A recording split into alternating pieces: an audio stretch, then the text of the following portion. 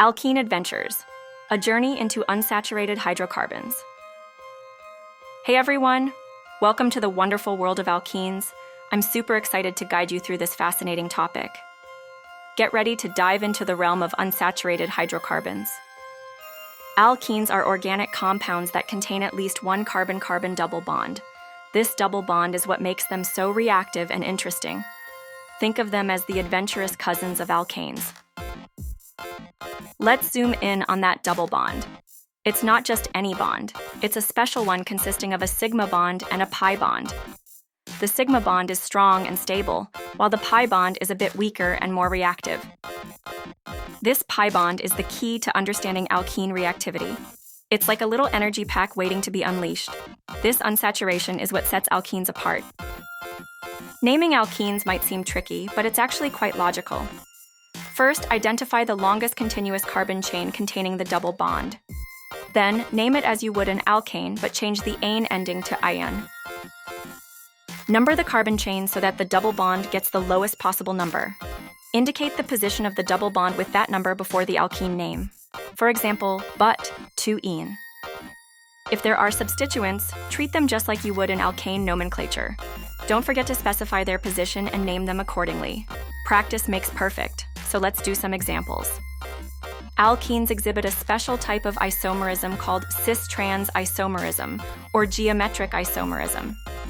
This occurs because the double bond restricts rotation. This rigidity leads to different spatial arrangements of the groups attached to the carbon atoms.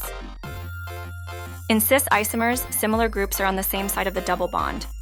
In trans isomers, they're on opposite sides. These isomers have different physical and chemical properties.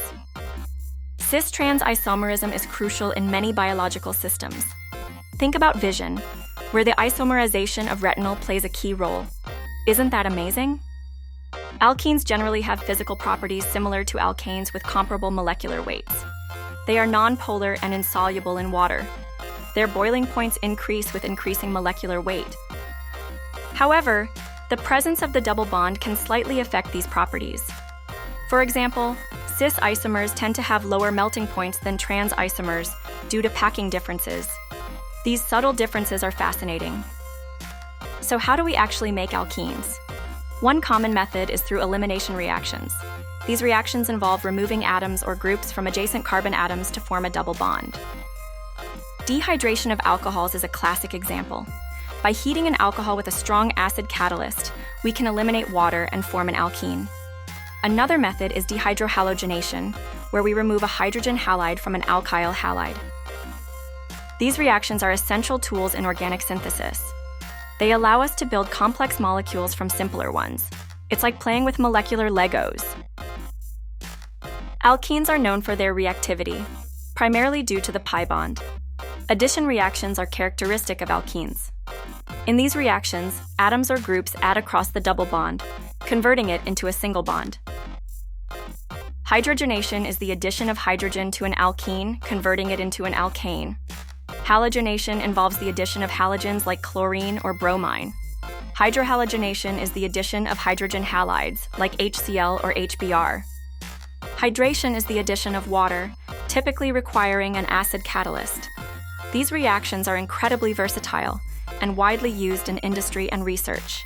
The possibilities are endless. Alkenes can undergo polymerization, forming long chains called polymers.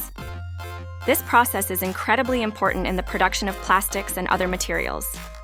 Think about polyethylene, polypropylene, and PVC. These polymers are made from simple alkene monomers. The double bond in the monomer opens up, allowing it to link with other monomers.